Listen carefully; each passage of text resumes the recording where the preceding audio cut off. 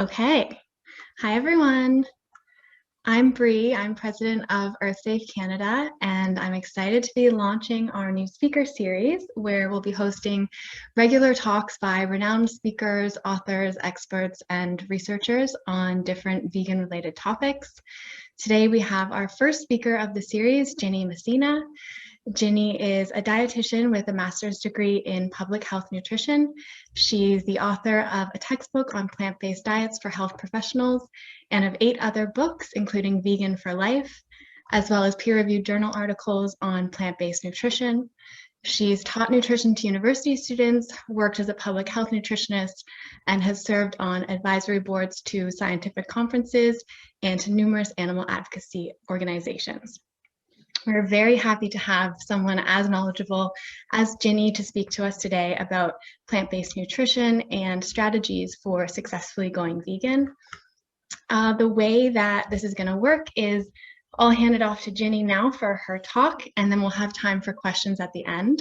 So if you have questions for Ginny, please comment them wherever you're watching this, either on Facebook or YouTube, and we'll be sure to get those at the end. Okay, Ginny, take it away. Okay, thank you so much. Thank you, Bree. Thank you, John. Thank you, EarthSafe, for inviting me to speak with you this afternoon.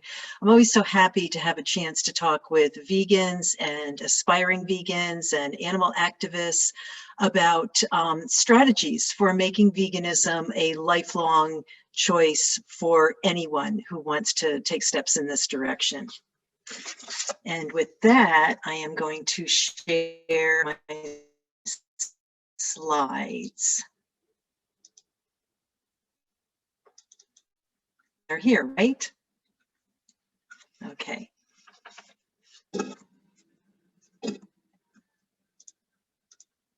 Okay. I think that we've all heard stories of people who found that a vegan diet didn't work for them. Whether you're exploring a vegan diet for the first time or yourself, or whether you're helping other people move in that direction of more plant-based meals, it's important to focus on the factors and issues that will maximize long-term success with veganism. One of the biggest things that people deal with, of course, are questions about nutrition. And so that's what I'm going to talk about first. But then I'm going to share some thoughts about practical issues related to vegan diets and how we approach those issues to make veganism a realistic choice for anyone who wants to adopt a vegan diet.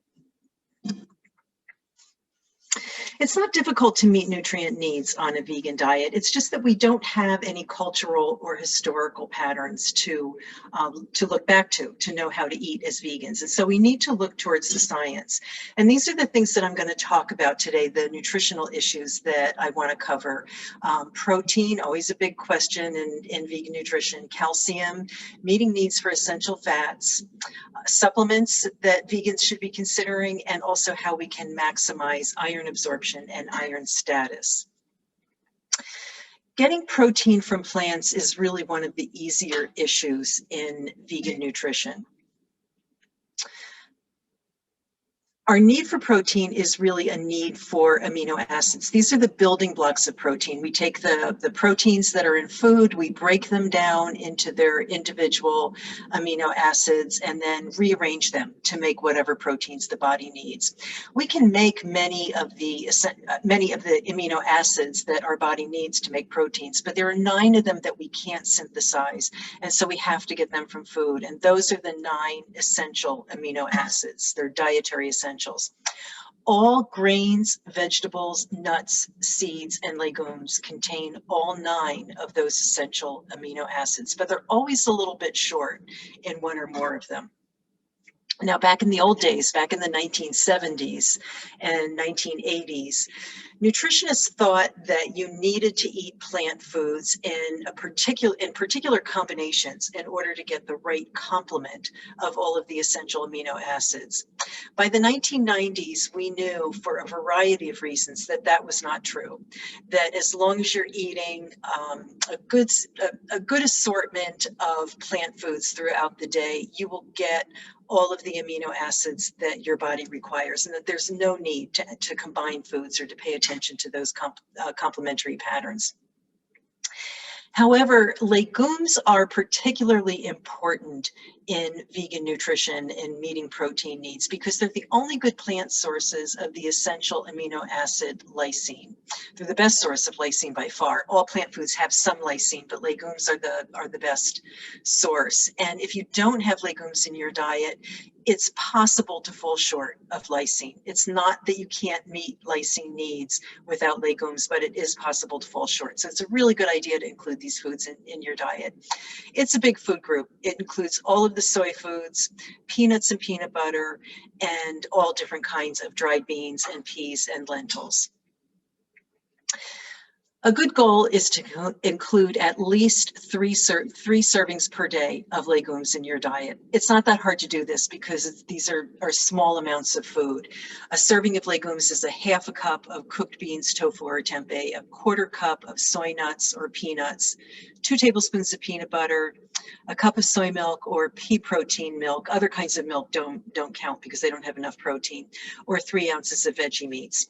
And then there are a couple of foods that I think of as sort of honorary legumes. They're not botanically legumes, but they are high enough in lysine that they can stand in for legumes in your diet. So you could also count a quarter cup of pistachios or a whole cup of cooked quinoa as a serving of legumes. Now, calcium is an issue in vegan diets only because of this idea that many of us grew up with, that dairy foods are the best source of calcium.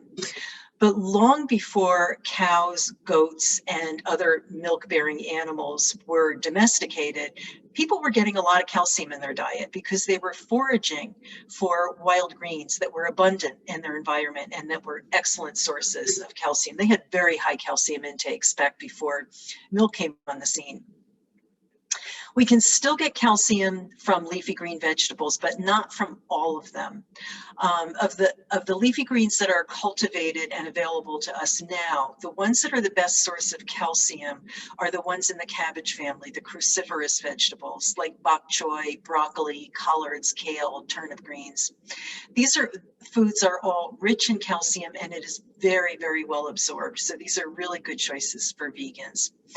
Spinach, Swiss chard, and beet greens also have a lot of calcium, but the calcium is bound to compounds called oxalates and it's not available to the body. So when you look at food charts listing the amount of calcium in different foods, you'll see that spinach is really rich in calcium and Swiss chard and beet greens, but we can't depend on them for calcium because our body just can't take it up. So we want to focus, the absorption of calcium varies a lot among plant foods in general. We want to focus on the foods that provide calcium that is very well absorbed. And those foods are calcium set tofu, which is any tofu that's made with a calcium salt. It's usually calcium sulfate. Fortified plant milks, fortified juices, and the cruciferous leafy green vegetables, the ones in the cabbage family. There are other groups of food that provide calcium like almonds and almond butter, sesame seeds and tahini, figs and oranges and beans, but they have only moderate amounts of calcium and it's absorbed at fairly low rates. So we can get some calcium from these foods, but they're not the foods that we want to depend on for calcium. This is a rule of thumb for meeting calcium needs on a vegan diet. It's to consume 3 cups per day of any combination of these foods that are rich in well-absorbed calcium. Again, it's the cruciferous vegetables, calcium set tofu, and fortified plant milks and juices. So if you are consuming 3 cups per day of any combination of those foods, you can feel pretty confident that you are meeting calcium needs on your vegan diet. So that's not very difficult either. We also need to talk a little bit about choosing healthy fats. At the very least, we want to make sure that vegans are meeting needs for the essential omega-3 fatty acid, which is called alpha-linolenic acid, or ALA. It's an essential nutrient. It's found in only a handful of plant foods. The best sources are flaxseed, which has to be ground or we can't absorb the ALA that's in it. Chia seeds, hemp seeds, walnuts, and then a bunch of different oils from flaxseed, hemp seed, walnut, canola, or soybean oil. And you can see that you only need pretty small amounts of these foods. For example, 8 walnut halves, 4 whole walnuts would be enough to meet the ALA needs for an adult male for the day. And women actually need a little bit less than this because our needs for ALA are a little bit lower.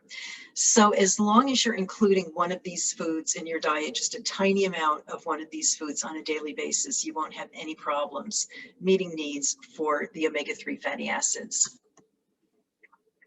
What vegans don't have in our diets are the long chain omega-3 fatty acids called DHA and EPA. You probably hear a lot about these. These are the ones that are found in fatty fish and in fish oils. People take fish oil supplements because of evidence that they may reduce risk for heart disease, dementia, and depression. That evidence is a little bit unclear. The research in this area is very conflicting, and we don't really have hard evidence that these long-chain omega-3 fatty acids from fish oils actually reduce risk for these diseases. It's a pretty controversial area. We can make DHA and EPA, the long-chain omega-3 fats that are found in fish oil. We can make them from alpha-linolenic acid. That's the essential fatty acid that's found in walnuts and flax seeds. So if we're getting enough of that, technically we can make the long-chain omega-3 fatty acids. But we know from the research that conversion is quite poor. And we know from a number of studies that vegans often have low blood and tissue levels of DHA and EPA. So this is not really a reliable source for us. Whether any of this matters or not is something that we just don't know. We just don't know whether vegans would do better if they had sources of long-chain omega-3 fats in their diet.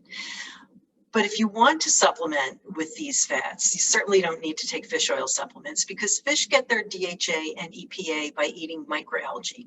So we can go to the same source and take supplements of DHA and EPA that are derived from microalgae. These are vegan because they are a much more sustainable choice than the ones derived from fish and from fish oil. They're actually a better choice for everyone, whether they're vegan or not. And there are quite a few of these supplements, brands of these supplements on the market.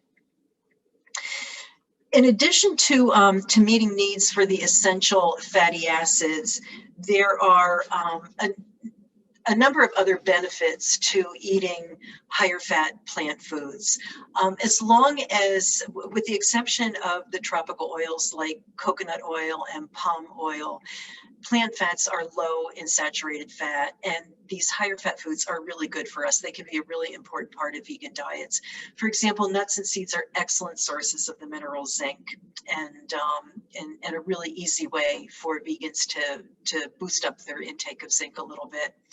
There's lots of research showing that tree nuts like walnuts and pecans and almonds are associated with lower risk for heart disease. They have all kinds of properties that are great for fighting heart disease. And replacing saturated fat with plant fats improves cholesterol levels and reduces heart disease risk. So these foods are all healthy. We can include them in a healthy vegan diet, and they do have some benefits for us. So I encourage everyone to include at least one serving of nuts or seeds in their diet every day to get essential fats and just to get healthy fats in their diet. There are 3 supplements that vegans need to pay attention to that I want to talk about. The first one is vitamin D. The only foods that are actually natural sources of vitamin D are the flesh of certain fatty fish. And recent research indicates that the amount of vitamin D in these fish is actually quite a bit lower than we previously thought. So it's probably not a reliable way to get vitamin D, even for people who eat fish on a regular basis. The only foods that are actually reliable sources of vitamin D are foods that are fortified with this nutrient. That includes cow's milk. People often think that cow's milk is a natural source of vitamin D. It's not. It only has it because it's added to it. Breakfast cereals have vitamin D because it's added to it. And of course, many plant milks have added vitamin D as well. Now, as you know, I'm sure, we can make vitamin D when our skin is exposed to sunlight. But that's a little bit tricky because there are a lot of things that interfere with the manufacture of vitamin D in the skin. Smog, cloudiness, the use of sunscreen, all interfere with synthesis of vitamin D in the body. People with darker skin need more exposure to sunlight to make enough vitamin D. Older people need much more exposure to sunlight to make enough vitamin D. And anybody who lives where sunlight is weak, I live in Massachusetts, we've got basically no sunlight right now. Anyone who lives where sunlight is weak for half of the year is not going to be making enough vitamin D. So vitamin D, you know, we consider the fact that the only foods that provide it are fortified foods, and that it's a little bit difficult to make it from sun exposure. We realize that vitamin D is not a vegan issue. It's an issue for everyone. The question for vegans, the issue for vegans is that there are two types of vitamin D, and the one that's used most often to fortify foods is vitamin D3 or cholecalciferol. It's almost always derived from animal foods. It almost always comes from fish oil or from the lanolin in sheep's wool, so it is not vegan. So vegans do need to seek out vitamin D2, which is also called ergocalciferol. There have been some questions about whether vitamin D2 is as effective as vitamin D3 in protecting vitamin D status. And this is what we've learned. There have been a lot of studies on this. And what we've learned is that if your vitamin D status is good, if you're not deficient, then either vitamin D2 or D3 is fine for maintaining a good vitamin D status. If you have a deficiency that you need to reverse, if you really need to bring your vitamin D levels back up, vitamin D3 seems to be more effective for that. You could try to do it with vitamin D2 and see how that goes, but the research indicates that many people are going to need vitamin D3 to do this. Now, fortunately, there is an effort to develop supplements of vitamin D3 that are vegan. This is an example of one, VitaShine, that's been developed in the United Kingdom that is reliably shown to be vitamin D3 and reliably shown to be vegan. Need to be a little bit careful about this because there are quite a few supplements on the market that claim that they're vegan vitamin D3, but the vitamin D3 is actually derived from cholesterol, which always comes from animals. So it's good to seek out ones that are verified and that are reliable, and this is one of them. It's verified by the Vegan Society in the UK. The RDA for vitamin D is 600 international units per day. I find that most supplements provide more than this, and that's fine. You can take, 800, 1,000 IUs per day. That's just fine. That's there's no problem with taking that much vitamin D. We need to talk about vitamin B12, of course, because that's the big issue in vegan nutrition. All of the vitamin B12 in the world is made by bacteria. Plants have no use for vitamin B12, so they do not take it up from the soil, and therefore they don't provide it to us. One of the problems in vitamin B12 nutrition is that there are compounds that are called vitamin B12 analogs that are sort of like B12 imposters or B12 lookalikes. They're related to the B12 vitamin, but they don't have any of its activity.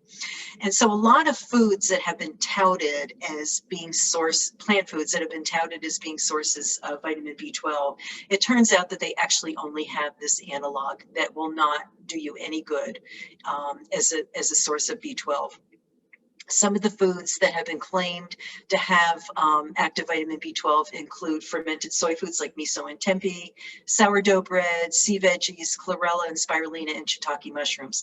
Apparently, they only have the analogs, so please don't depend on these foods for getting vitamin B12. There's also this theory that you could get vitamin B12 by eating unwashed organic produce. Aside from the fact that it's really not a good idea to eat unwashed produce of any type, this has not been shown to provide reliable amounts of vitamin B12 in the diet. So we really need to depend on fortified foods and supplements for getting vitamin B12. And the thing with fortified foods is that you have to read labels, because there's really no rhyme or reason to which foods are fortified. I'm showing Soya brand Tofu Plus here that is fortified with vitamin B12, but a lot of brands of tofu are not fortified. In the United States, most of them are not. In Canada, veggie meats are fortified with vitamin B12 by law. So that's a really good thing. If you include veggie meats in your diet, that's a source of vitamin B12 for you. But otherwise, you need to read labels. Nutritional yeast that's grown on a B12 rich medium is a great source of vitamin B12. This is Red Star Vegetarian Support Formula, very popular type of nutritional yeast and a very popular way to get vitamin B12. Vitamin B12 is absorbed best at small doses. So the less often you take it, the more you need. Some very complicated calculations to arrive at how much vitamin B12 people actually need, depending on how often they're eating it. But what we know is that if you're using fortified foods to get vitamin B12 in your diet, you should aim for 2 servings per day, with each serving providing at least 1.5 micrograms of vitamin B12. If you don't eat fortified foods, then you need a supplement, and you have 2 choices here. You can take a daily supplement providing 25 to 100 micrograms of vitamin B12, or you can take a supplement just a couple times a week, 2 to 3 times per week, if your supplement has 1,000 micrograms of vitamin B12. And most supplements of vitamin B12 have these much higher amounts. So this is really an easier way to do it. Oh, and I just want to mention that these recommendations refer to the form of vitamin B12 that's called cyanocobalamin. That's the one that's been tested. We know it's reliable. We know it works to raise vitamin B12 levels in the body. So that's the one that's recommended. Vitamin B12 is not just an issue for vegans. A lot of omnivores need it too. Health conscious omnivores who are limiting the amount of animal foods that they're eating probably need a B12 supplement. And it's recommended that everyone over the age of 50, no matter what they're eating, should have supplemental vitamin B12 in their diet, because of changes that take place with aging that make it more difficult to absorb vitamin B12 from animal foods.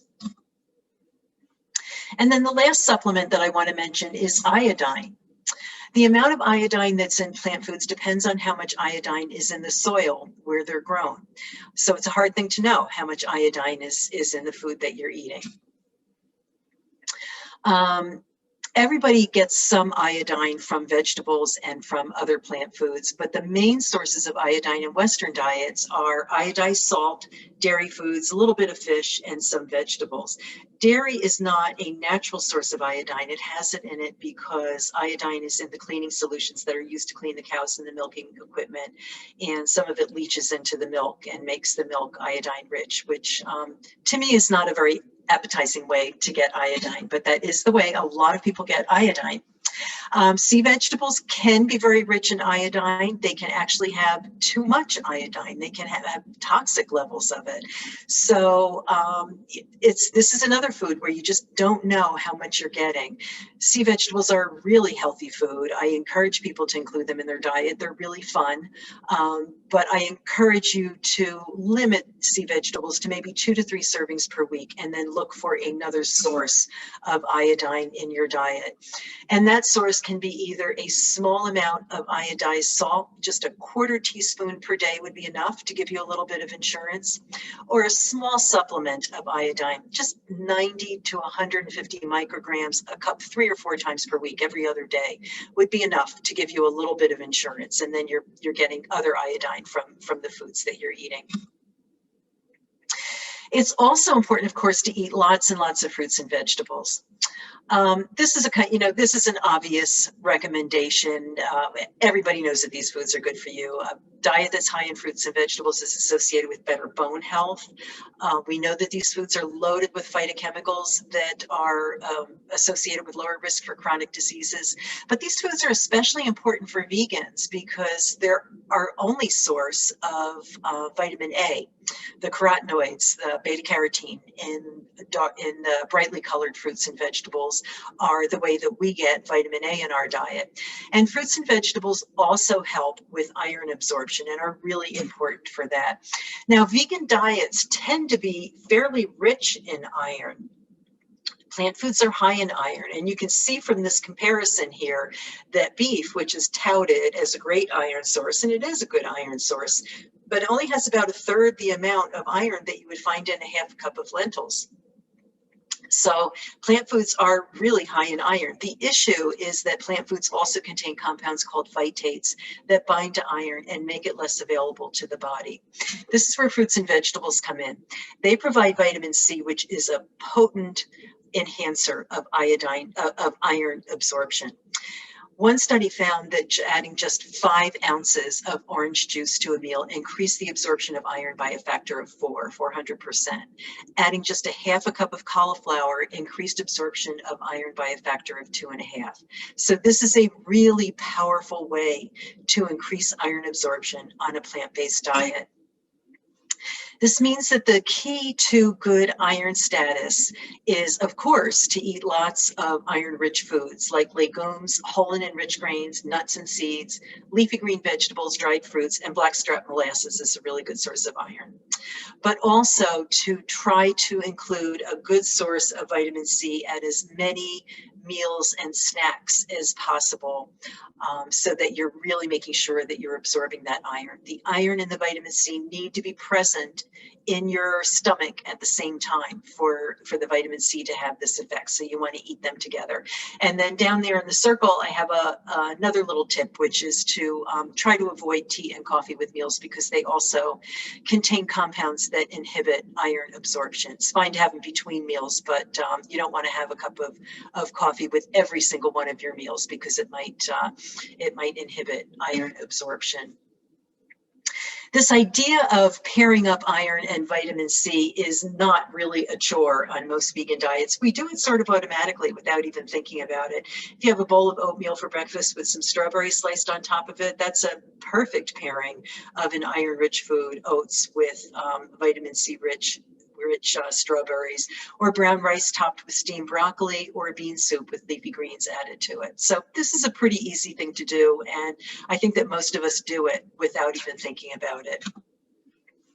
This is my food guide from my book, Vegan for Life, and it is meant to summarize what I've just talked about into just a handful of guidelines that will ensure that you're meeting nutrient needs on your vegan diet. And those guidelines are, again, to eat 3+ servings of legumes every day, to include a serving of nuts and seeds in your diet every day, eat plenty of fruits and vegetables, identify good sources of vitamin B12, vitamin D, and iodine in your diet, and then aim for 3 or more cups per day of some combination of those calcium-rich foods, fortified milks and juices, cruciferous vegetables, calcium-set tofu, and fortified juices. Okay. So feeling confident and comfortable that you're meeting nutrient needs is crucial to long-term success on a vegan diet. But there's more to food nutrition than to food and eating than just nutrition. There are obstacles to staying vegan that include things like food cravings, struggling with planning and preparing meals, feeling like expectations about a vegan diet aren't being met. These are some of the things that we need to be aware of and we need to address if we want to position veganism as a lifelong choice for everyone. It's important, these are important things to consider if you are in the process of going vegan yourself, or if you're helping other people go vegan, or you're just sharing information about the importance of a vegan diet with other people. It's important to keep these things in mind.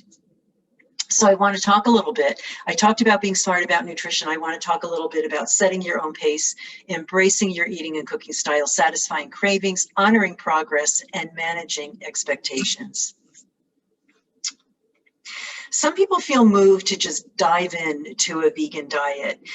Vegan challenges that ask people to adopt a vegan diet for a particular period of time are a very popular form of advocacy, and I have absolutely no problem with them. I think that they work really well for a lot of people who are very motivated to do this and to do it right away.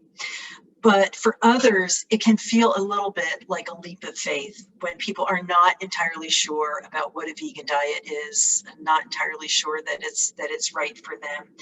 And it's likely that these people will do better with a gradual approach to going vegan. It's a transition that can occur in any number of ways, and it's up to the person to decide what makes sense for them. Going lacto-ovo-vegetarian first might feel like a logical place to start for a lot of people. It is where I started a long time ago, before veganism was quite as popular. I don't know that I would do it that way now. It's not necessarily the most logical way to take steps towards a vegan diet. Drawing on my experience as a dietitian, I think it makes better sense to take focused, manageable, and organized steps, building towards a more plant-based diet. This keeps people moving forward in ways that are manageable and making small changes that can add up to comfort with the whole idea of eating a vegan diet. So it's an approach that works for somebody who is committed to going vegan, as well as for somebody who's just kind of dipping their toes in the water, or maybe is really nervous about veganism and just doesn't believe that it could ever work for them. These little changes can be as simple as replacing cow's milk with plant milk, one of the easiest changes that you could possibly make as you start taking steps towards veganism, or veganizing a favorite recipe, or doing something really fun like having a vegan wine and cheese party. But I also like to encourage aspiring vegans to adopt a few bigger and very impactful changes. Leaving the meat of chickens and fish off of your plate is truly one of the most impactful changes that anybody can make, because production of these foods involves so much animal cruelty on such a massive scale. So I think that this is a place, even when I am encouraging people to make tiny changes, I also encourage them to make one big impactful change like this, so that they know right from the start that they are doing something that is really, really having an impact and having an effect. I've heard a lot of people tell me that they would like to go vegan, they're interested in veganism, but they'll say, they don't like to eat too many carbs, or they don't know how to cook. And they have the, kind of a narrow idea of what it means to be vegan. We should be careful about how we define veganism for people, because it's not always just beans and rice. It can be just beans and rice and vegetables, and that's a great way to eat, but that's not the only option. No matter how you like to eat, a vegan diet can be adapted to that style. Some vegans choose low carb eating, and there are even vegans, a lot of them in fact, who are eating a ketogenic diet. Now, I am not especially enthusiastic about a ketogenic diet, but if somebody wants to eat this way, I do want them to know that they can do so as a vegan, and that there is lots of support for this. There are lots of groups on Facebook. The Vegan Keto Made Simple group has close to 60,000 members, which gives you a good idea of just how popular vegan keto diets are. So for somebody who is absolutely determined to eat a ketogenic diet, they have found that it works for them. It's really good to know that people have found ways to adapt this to veganism, so that you can eat ketogenic and still be eating a diet that's better for the planet and certainly better for the animals. No matter how they like to eat, people also have different cooking styles. You know how we sometimes we hear people kind of wax poetic about the meditative aspects of chopping vegetables, or making bread, or cooking everything from scratch. The joy of leisurely cooking meals from scratch is not a reality for everyone. This is an example of where we have to meet people where they are. Not everyone has time to cook. Not everyone likes to cook. Not everyone knows how to cook. For some people, cooking does not feel creative or zen. It feels like a chore. Not everyone has a well-equipped kitchen for cooking as well. They may lack the space, or they may lack the money to have an air fryer and a blender and all kinds of fancy cooking equipment. But you don't have to be a sophisticated or creative cook in order to follow a vegan diet. It's nice to know a few basics like how to bake a potato and how to steam vegetables and how to make some brown rice, but that's not any more than anybody eating any kind of a diet really needs to know. And with the most rudimentary cooking skills, you can turn out some pretty nice vegan meals. It does not take a lot of effort or knowledge to make bean burritos and top them with guacamole, or to make spaghetti with sauce from a jar. These are all really easy meals that can be really excellent meals as well. But convenience foods can play a role too, and for people who need a little bit of convenience in their diet, it's important that they know that convenience foods are not all omnivore, not all non-vegetarian. There are options for vegans as well. But of course, for people who like to cook, who want to be really hands-on in the kitchen, there are lots of opportunities for that as well. So when I say that we need to meet people where they are, no matter what their cooking style is, no matter what their eating style is, that's not just for people who don't like to cook. We also want people to know that there are all kinds of vegan options that are very gourmet and take lots of time and creativity in the kitchen. Cravings for animal foods can be a big reason why people abandon veganism. Here are some things that those cravings are not about. They are not about detoxing. It's a popular myth that you'll feel awful for the first few days or weeks after you go vegan as your body eliminates the alleged toxic compounds that have built up from your omnivore diet. It's just not true. For one thing, we are detoxing all of the time. We have really great detoxification processes in our body, mostly involving the liver and the kidneys and the lungs, that detoxify and excrete all of these compounds all of the time. Nor do we have physical addictions to animal foods. It may feel difficult to give up a favorite food like cheese or ice cream, but you will not suffer any physical withdrawal symptoms from doing so.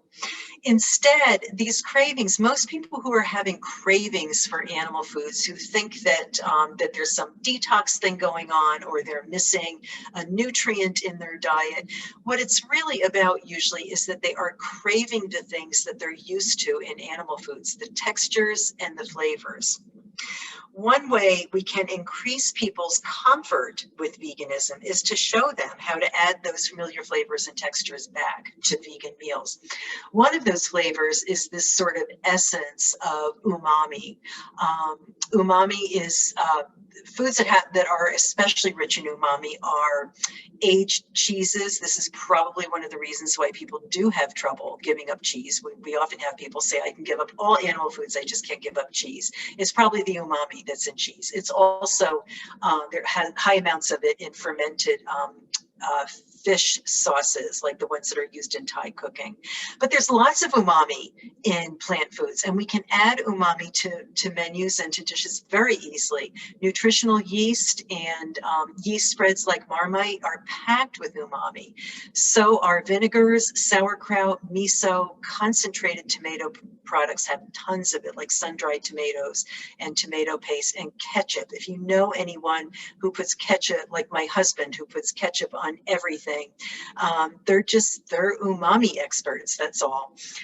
Sea vegetables also have lots of umami. In fact, umami was discovered 100 years ago in a sea vegetable. It was first isolated from kombu, a sea vegetable. So there are lots of ways to add umami to meals. Texture and mouthfeel are also every bit as important as flavor. Vegan meats, and these are vegan meats, by the way. I know that they don't look like them, but this is a picture of vegan burgers. I believe that they're Impossible burgers. Vegan meats are not just about convenience. They fill a very important culinary need for some people who are used to eating meat and are reluctant to give it up. It's that combination of protein and fat and chewiness that gives them some of the satisfaction that they say is missing when they're not including meat in their diet. The same is true of creaminess, the texture of creaminess that people get from cheeses and from puddings and from yogurt. We can add that back. We can create that ourselves by blending cashews, by blending tofu into desserts like, chocolate tofu cream pie. But of course, there are also wonderful products on the market that we can buy to get some of that creaminess. Some of these foods also play an important role because they make it easier for vegans to maintain traditions. With apologies to Norman Rockwell, this family is serving tofurkey for their holiday dinner. They also allow vegans to participate more easily in social situations, maintaining traditions, feeling comfortable in social situations. These can be crucial factors in terms of comfort with veganism.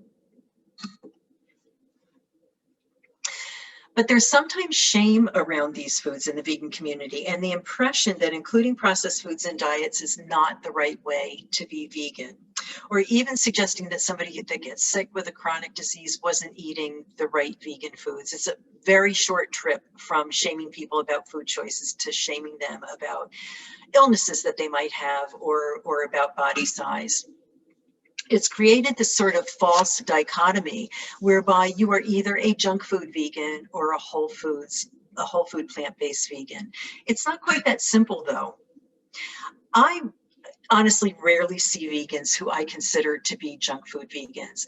I think that most of the vegans that I know are pretty serious about including fruits and vegetables in their diet. They're pretty serious about eating beans and high fiber grains. It doesn't mean that they never have treats or they never have processed foods, but there's a huge difference between a diet that's built around Oreos and potato chips, both of which are vegan foods, and a diet that includes veggie meats or foods cooked in oil or foods that are not made from whole grains. Processed foods have a long history in some of the healthiest traditional plant-based diets in the world. The idea that you should only ever eat whole plant foods and that all other foods are toxic or junk is a nutrition philosophy that isn't really backed by any particular science or historical basis. And it gives rise to shame around imperfect, so-called imperfect food choices, and it creates barriers to going vegan. And in fact, some of these foods have some health benefits. In the Adventist Health Study, the second Adventist Health Study, this is a huge study taking place in North America that involves a large number of vegans and vegetarians, and they're studying the relationship of diet to health. In that particular study, we know that diets high in protein are good for bone health. Protein is good for your bones. In this particular study, vegetarian women who ate the most protein-rich foods, including veggie meats, had the lowest risk of having a bone fracture. And it was probably because they were because veggie meats were high in protein. So for somebody who needs a little bit of extra protein in their diet, and I think that postmenopausal women would be very wise to have a little bit of extra protein to protect their bone health, these foods can be an easy way to do it. As people move towards veganism, it's important to honor their intentions and efforts and progress. Attitudes of perfectionism can cause people to completely give up if they make a mistake or give in to a craving. No matter how devoted somebody is to veganism, especially when they're just starting out, they might stumble sometimes in their commitment. A few missteps are inevitable for anybody who is learning and trying something new. For a lot of people, these stumbles occur around social events, around travel, or just around not knowing what to eat, not having enough experience with vegan food, and just being hungry and not being able to find something that's vegan. What it means basically is that sometimes habits lag a little bit behind our intents, and we want to encourage new vegans or aspiring vegans or ourselves, if we're going vegan, to celebrate changes that are being made and to continue moving forward rather than focusing on lapses or mistakes. And finally, it's important to manage expectations when people are taking steps towards a vegan diet. People sometimes abandon veganism because they didn't get what they expected. But veganism is not, it's not a miracle diet. It's true that vegans have on average lower body mass indexes, lower BMIs than the rest of the population. But it is not true that the pounds just melt away when you go vegan. It's true that vegans have lower risk for diabetes. Some vegans have lower risk for heart disease and for some cancers. That doesn't mean that vegans never get chronic illnesses or that a vegan diet is guaranteed to reverse a chronic illness. So why is there so much hype about vegan diets and health? Well, on the one hand, it gives us a little bit of a sense of control over our health if we believe that a vegan diet is a cure-all. And it can even give us a little bit of a sense of control over the sense of our mortality. But there's something else that's at stake for those of us who are animal activists, and that's that we want to save animals. And so presenting veganism in the most positive light possible, it feels like a good way to do that, and it's certainly a very, very noble kind of effort. But it can backfire on us. If someone doesn't achieve the health benefits, or if those benefits are smaller than what they expected, then that can be a reason for them to seek a different diet. They'll figure that veganism just didn't work for them, so they move on to something else. It doesn't mean that we can't talk about the potential benefits of a vegan diet. It's obvious that eating more plant foods and replacing animal foods in your diet with plant foods is a good step towards a more healthful diet. And most people who are eating a pretty bad, typical Western diet who start moving towards veganism are going to see some improvements in their health. But promises about what a vegan diet can do can cause disappointment, and it can cause the belief that a vegan diet doesn't work. Well, in fact, a vegan diet always works. It always reduces your contribution to animal exploitation and shrinks your carbon footprint. So when we focus on these absolutely guaranteed benefits of veganism, it makes it much easier to embrace it as a long-term commitment. Many people, when they stop eating and using animals, feel a sense of deep personal peace. While there are many types of diets that can promote weight loss or a healthy body, a vegan diet is the only one that can promote this kind of peace of mind. So to summarize then, we want to focus on good tips about nutrition to make sure that everybody has the nutritional information that they need to feel confident about eating a vegan diet, know that they're not going to run into nutrient deficiencies. Encourage people to transition at a pace that feels comfortable to them. It might mean going vegan completely overnight, and that's absolutely fine. But if somebody else wants to do it step by step, that's fine too. Allow for differences in eating and cooking styles. There is a vegan style for everyone, no matter how they like to eat, no matter how they like to cook. Satisfy cravings if people are having them. Not everybody does, but if people are having cravings for animal foods, satisfy those cravings with flavors of umami and with textures that are common to animal foods. Honor all efforts to eat and live more compassionately, recognizing that people make mistakes, and especially in the beginning as you're exploring a vegan diet, it's really easy to make mistakes, and you just move on. Manage expectations, celebrate what is unique about veganism. This is my book, Vegan for Life. It was our 10-year update edition written with Jack Norris, who is president of Vegan Outreach. And everything that I've talked about here this afternoon is in this book, all the nutrition information and information about transitioning to a vegan diet. And this is my information. My website is theveganrd.com. My email address is ginnymessina@gmail.com. I'm the Vegan RD on Twitter and Facebook. Ginny Messina on Instagram if you want to see pictures of my cats. And with that, I would be very happy to hear any questions that you might have, any questions or comments. Thank you, Ginny. That was great. Thank you for explaining things in such a clear and realistic way and demonstrating how accessible the vegan diet is. We do have quite a few questions coming through, so I'm going to get into those right now. The first one, which kind of struck me as well, I'm going to have to double check my vitamin D supplement that says it's vegan. But Marie asked, what is vegan D3 derived from? It's derived from lichen. Okay. Lichen that grows, I believe, on some kind of a rye plant. Okay. But yeah. There you go, Marie. Yeah. It is most definitely vegan. Okay. We have a couple other questions about specific nutrients here. So B12, Dennis asked, is methyl-based B12 not recommended? And they say one popular brand of B12 here in Canada seems to have shifted to methyl-based, which used to be cyanoic-based. Any idea why that might have been done?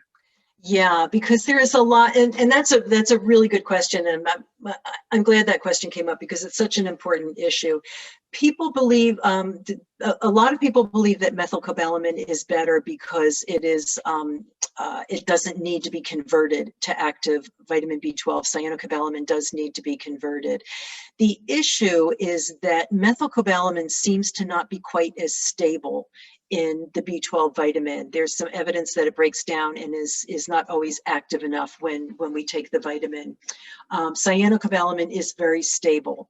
And most of the research has been done on cyanocobalamin. So we know for a fact that it's an excellent way to maintain a healthy vitamin B12 status.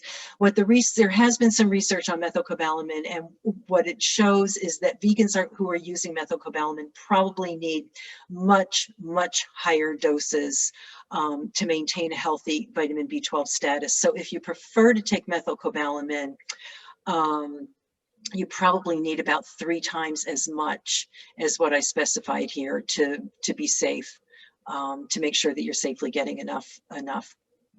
But yeah, a lot of companies have switched to methylcobalamin because people are seeking it out because of the belief that it's the better version, but it's really not. Oh, interesting. Okay, thank you. Dennis also asked about iron. What makes dried fruit high in iron as opposed to fresh fruit?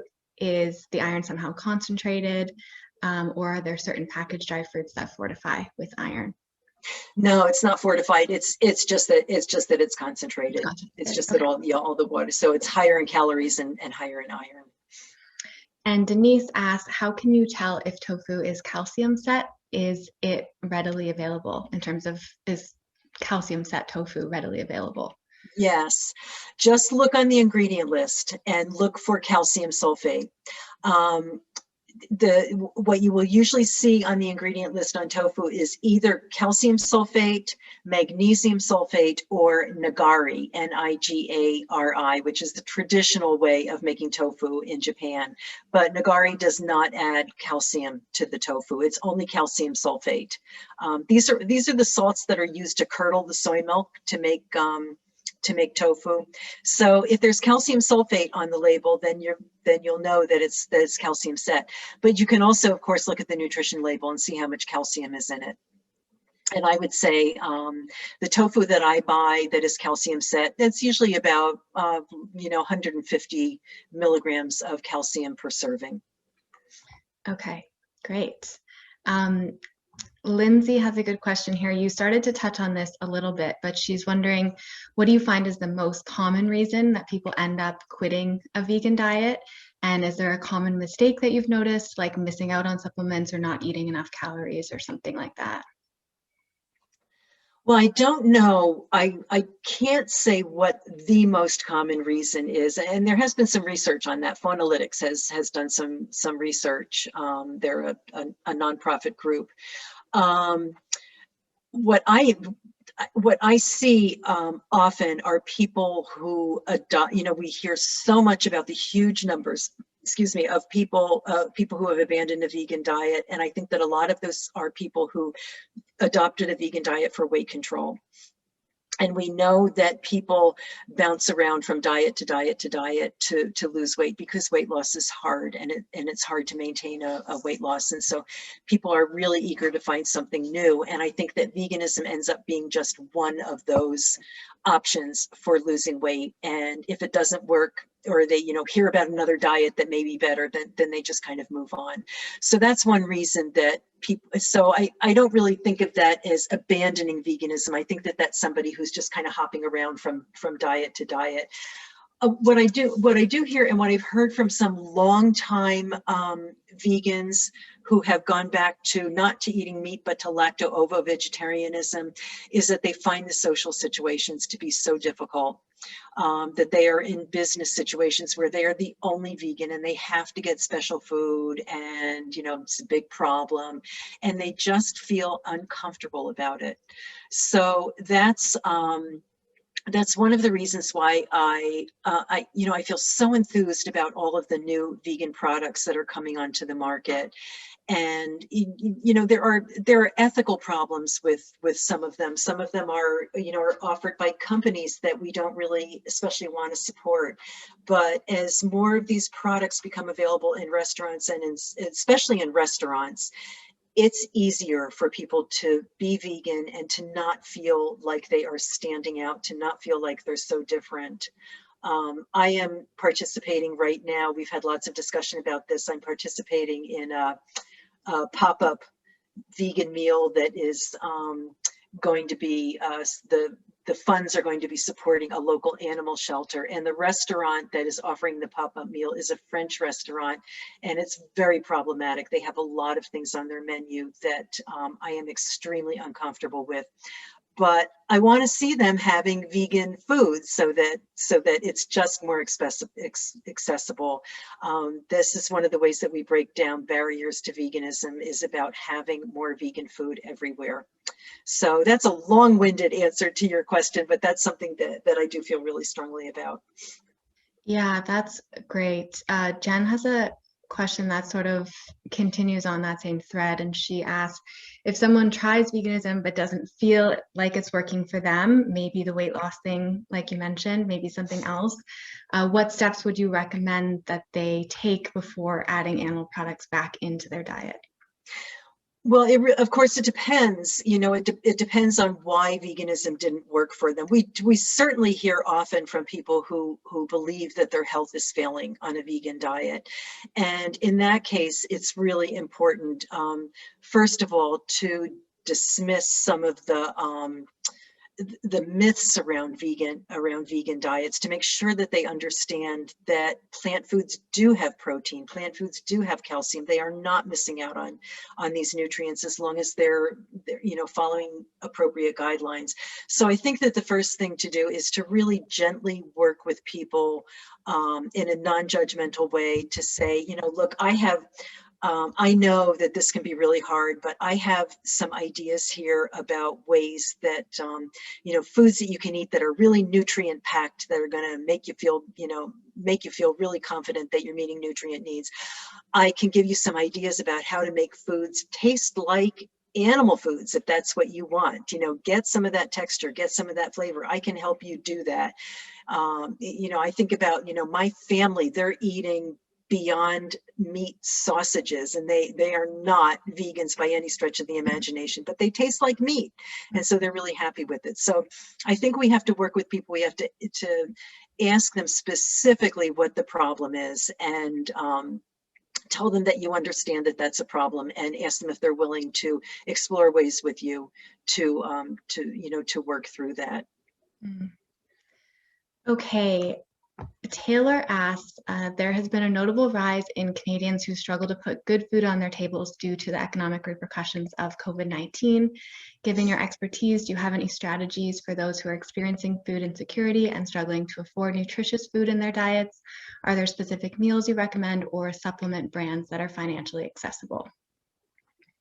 Well, yeah. So first of all, supplement brands, I would always buy, if you can find it, I would buy the Stores brand. There's no, they're just as good. I think several of the supplements that I have are a drugstore brand, and they're vegan and they're fine, and they're pretty inexpensive.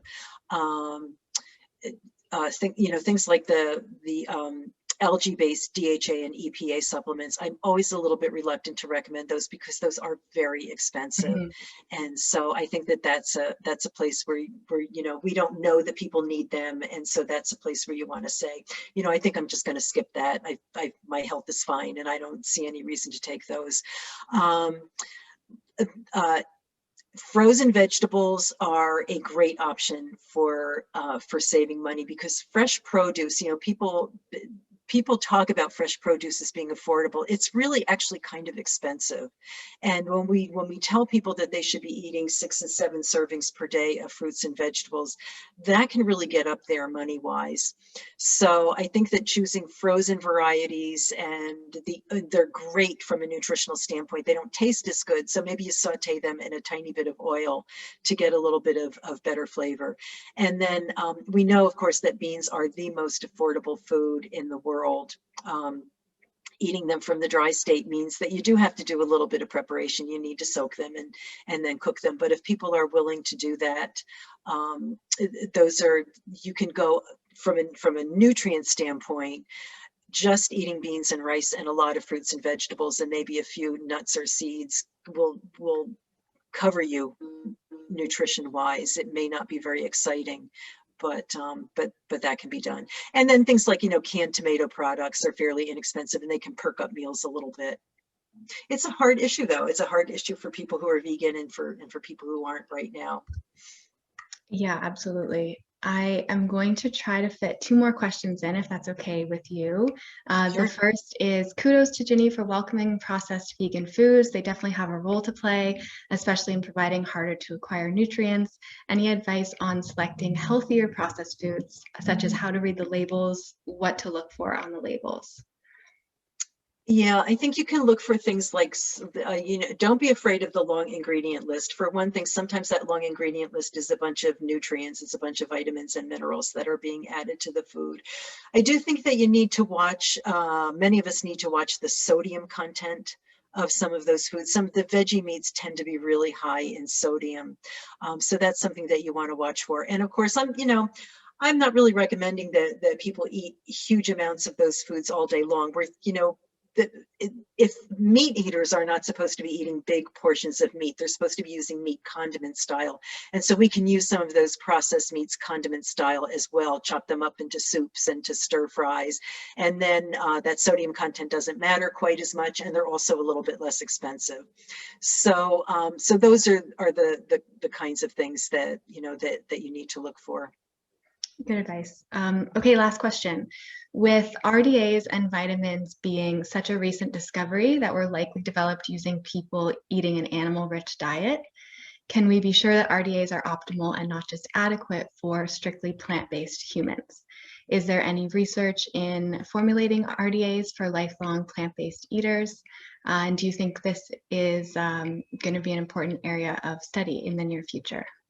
I do think that it's going to be an important area of study, and there already is some interest in this. The RDAs for iron, for example, are very specific about the fact that vegetarians and vegans should consume more iron than meat eaters because of the lower absorption. Even with the vitamin C, absorption is a bit lower. So the RDA is higher for people who are eating plant-based diets. And I will say that vegans are in better shape in this regard than lacto-ovo vegetarians because dairy foods don't have any iron and they can interfere with iron absorption. So vegans, vegan diet is a much better choice than a lacto-ovo vegetarian diet as far as iron nutrition is concerned.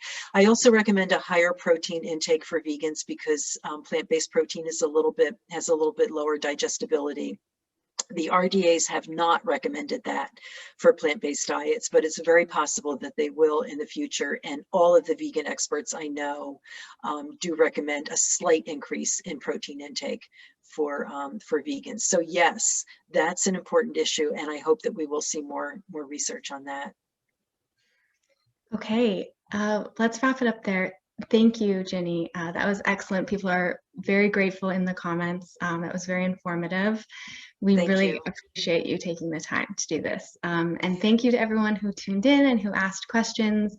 You can find Ginny at theveganrd.com or at veganrd on social media. And our next speaker in the Earth Safe Canada speaker series will be Camille Labchuk in April, speaking about animal rights advocacy from a legal perspective, followed by Carol Adams in June. So stay tuned for those. You can stay up to date on our social media accounts at Earth Safe Canada. And thanks again for joining. Bye, everyone. Can I just make one comment that I'd be happy for anyone who didn't get their question answered, please feel free to email me. I gave long-winded answers and took up a lot of time. So send me an email if you need to know anything. Thank you. Thanks. Okay, thanks, Ginny.